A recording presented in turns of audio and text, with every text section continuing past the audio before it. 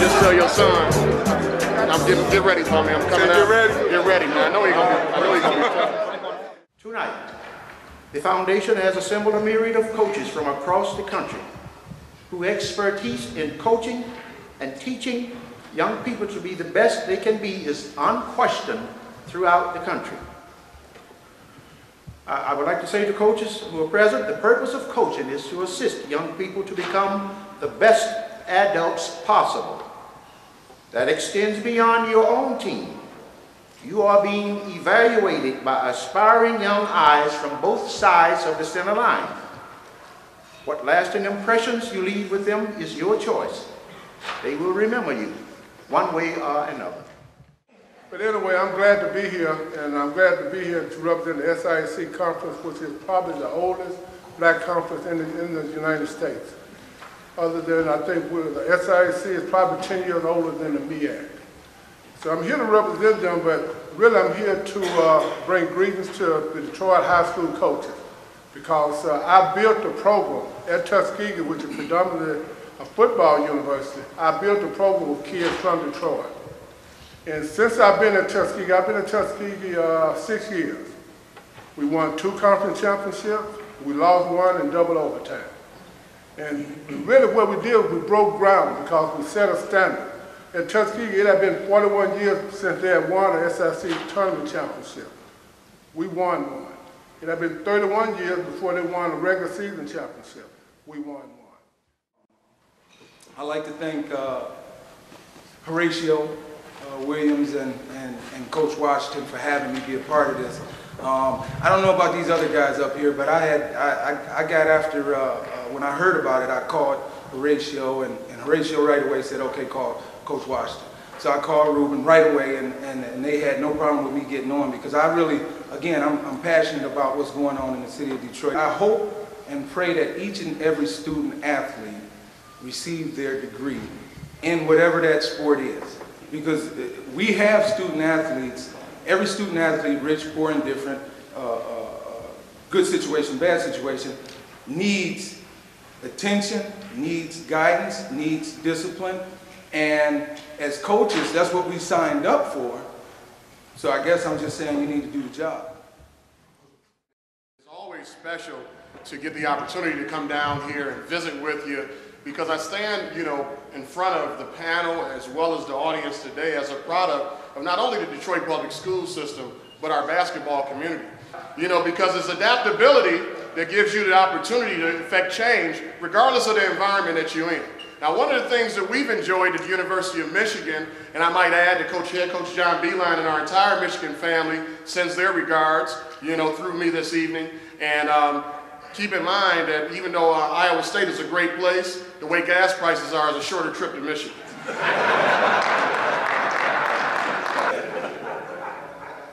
When you're talking about your student athlete, oftentimes our ego as coaches get involved. Okay, and we get into this business, whether you're coaching boys or girls basketball, because on some level we have inflated egos. Now, whether we want to admit that or not, that's the case. But ego is an acronym, okay? Write this down. It's plenty of pens, plenty of pads. Ego represents edging God out. Think about that, okay? Let that marinate in your head. Because sometimes as coaches, we think that we're much bigger than the game. Truth of the matter is, it's the student athlete, the institutions working in partnership to elevate you and your status, okay? They pay us a lot of money up here.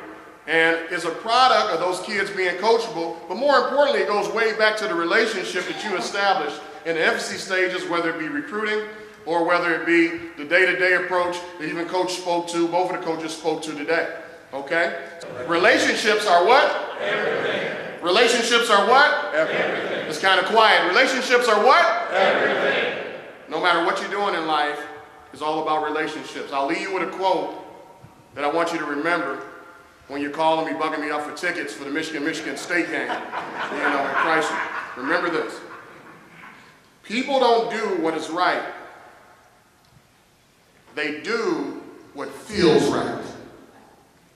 So coaches, let's stop coaching the game. Let's stop coaching the game of basketball and let's start coaching some habits. Because if you establish championship habits, then you can win championships. There's no secret. You watch our roster, we don't win a beauty contest. We recruit mid-major players. We recruit players that you probably think you can beat in a game of 21. Probably true. But we know when we build a relationship with a guy and we make them believe and inject them with enthusiasm, what we like to call Wolverine excellence, which is built off an acronym that's called UPAID.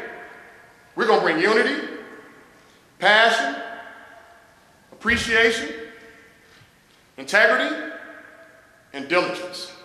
Go Blue.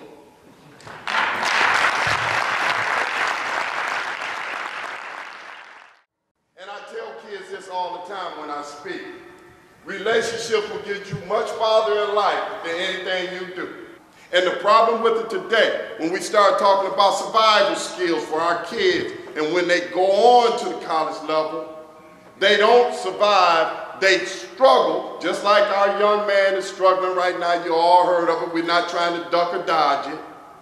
They struggle because we don't teach them how to survive.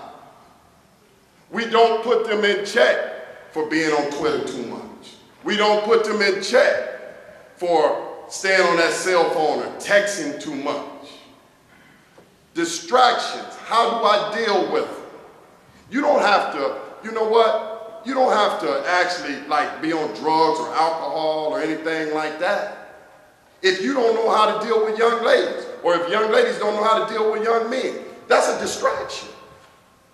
More players lose their careers during the times that they are off the court than they do on. It don't have nothing to do with on the court now. Don't start believing that. Don't start believing that. Our kids don't know what to do with themselves when they're not playing. We got two head coaches up here. We got top assistants up here.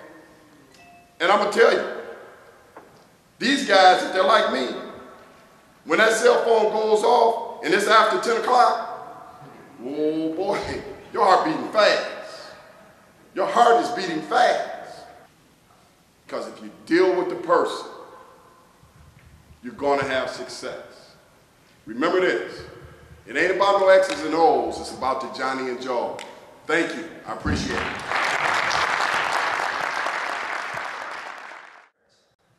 Have come into play. You know what a helicopter parent is. A parent that hovers wherever their kid goes. And we are dealing, nowadays, all of you are dealing with helicopter parents that just want to make excuses for the kids. Leadership has changed, and I'll tell you where leadership has changed most of all. And all of the colleagues up here at the table have talked about it. It's gone from telling, it's gone from directing to what Mike was talking about and Bakari was talking about in terms of relationships. As much leadership now is about recognizing, not about telling, but you have to recognize, you have to ask questions, you have to recognize what your student athletes are going for and what they're going through at any given time. That's where leadership has really changed. Success has nothing to do with wins and losses. Success has nothing to do with what kind of car you drive, how much money you make, or what kind of clothes you put on your back. The scoreboard will lie to you. We've all played games where we won and we know we did not play well. We've all played games that we lost that we knew we did everything we could. If we played Kentucky 100 times this year, we would have lost 101 times. Okay, but we could play better in some games than others. Success has to do with being at peace with yourself, and that is strict. That the way Coach felt about it, the only way you can become at peace with yourself is by doing everything you could possibly do to be the best you're capable of becoming. I'm not scared of losing. I'm terrified of underachieving, and you can underachieve without team chemistry. Hopefully we've given you something here that might be able to help. If there's any way I can ever help at Western Michigan, please don't hesitate to give me a call. Thank you.